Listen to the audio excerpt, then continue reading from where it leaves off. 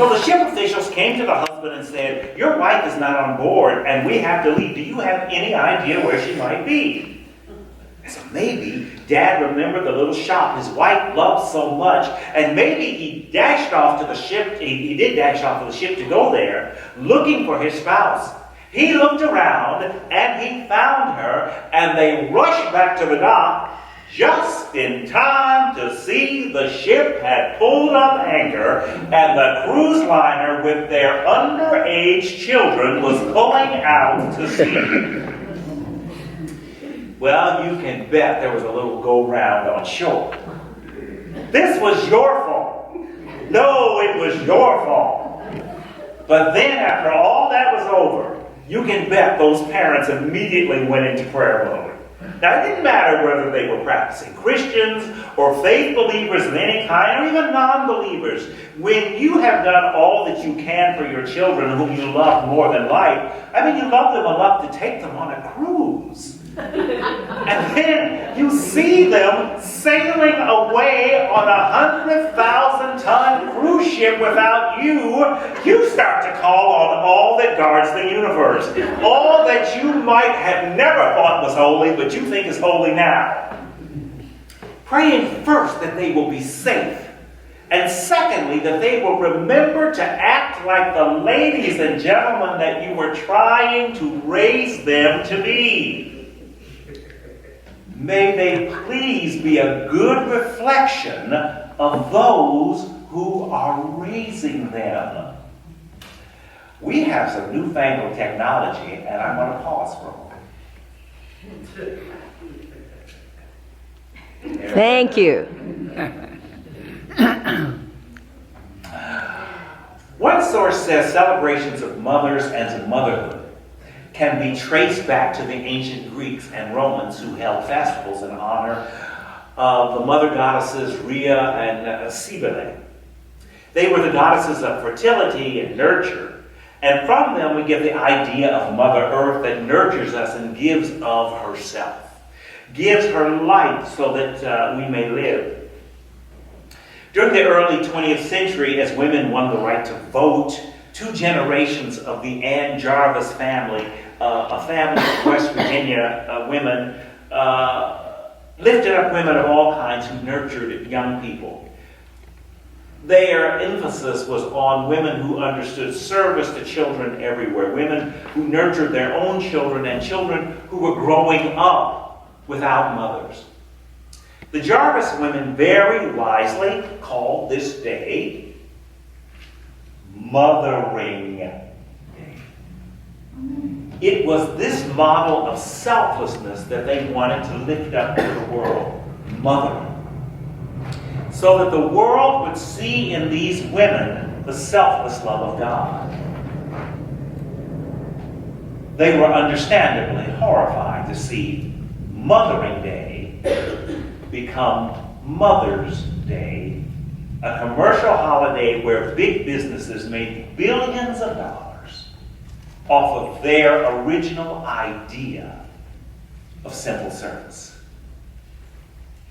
Jesus, like the prophets before him, understood the power of the selfless work of nurturing known in the Hebrew community as motherhood. He had a perfect example, his own selfless mother, Mary, who gave of her life to follow him.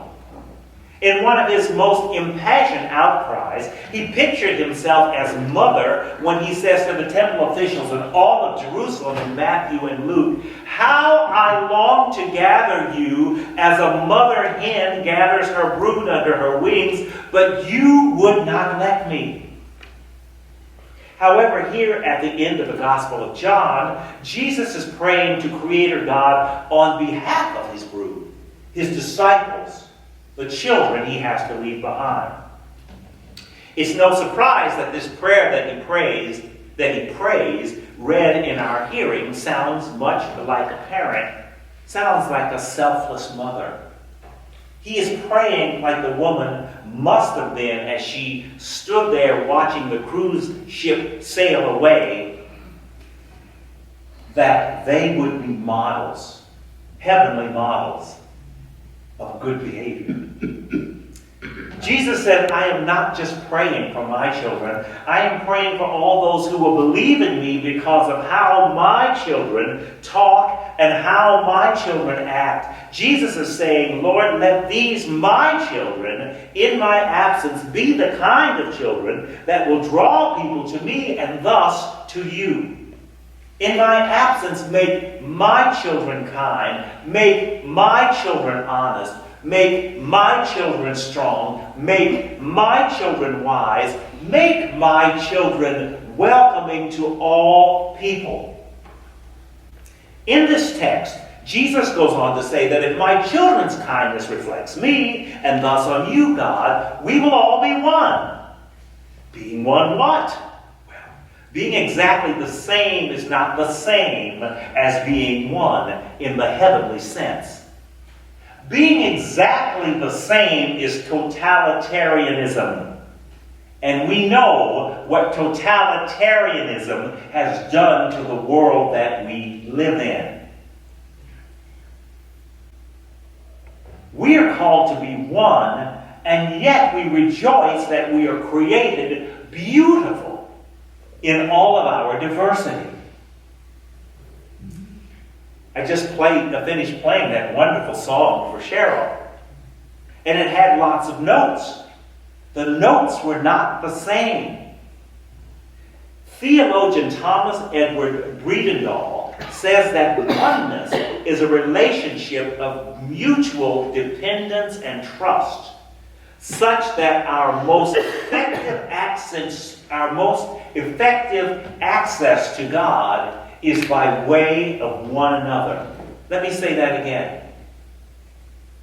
Oneness is a relationship of mutual dependence and trust, such that our most effective access to God is by way of one another. All the beautiful diversity of the world emanates from God, who is one. Diversity, enigmatically, can mean one. One harmonious outlook for the good of all. One kind, selfless concern for others, realized in endless ways. Jesus, the perfect example of God's love, emanates from the endless capacity of God to create and to love. That's God's one, if you want to know what God's one looks like. You and I look at each other who are so amazingly different. All of you better looking than me. Some of us very shy and introverted. Others whose personalities are as big as this sanctuary. Most of us somewhere in between. Some of us who have had wonderful, happy childhoods full of sports and books and happy play and wonderful health and glowing opportunities, wonderful memories of mothers, and others who have had much more challenging childhoods. Dealing with issues that we don't like to talk about. Dealing with issues that we are still trying to work out. Most of us somewhere in between. But we know that we are here because our mothers, or some mother, or some parent, or someone acting like a parent, maybe showed us some kindness, prayed for us, and prayed that because of, or in spite of, all that you and I have been through, we would be people who would be comfortable being ourselves and at the same time reflect goodness, which is God's glory.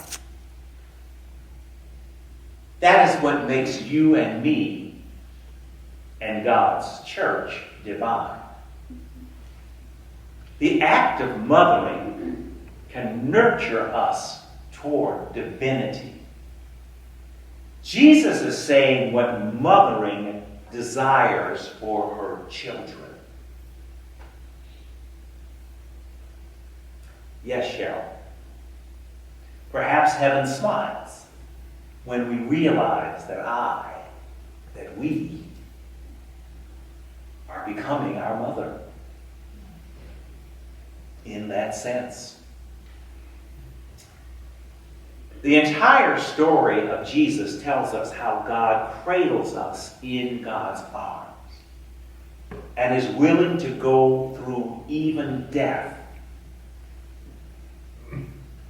so that we, diverse children,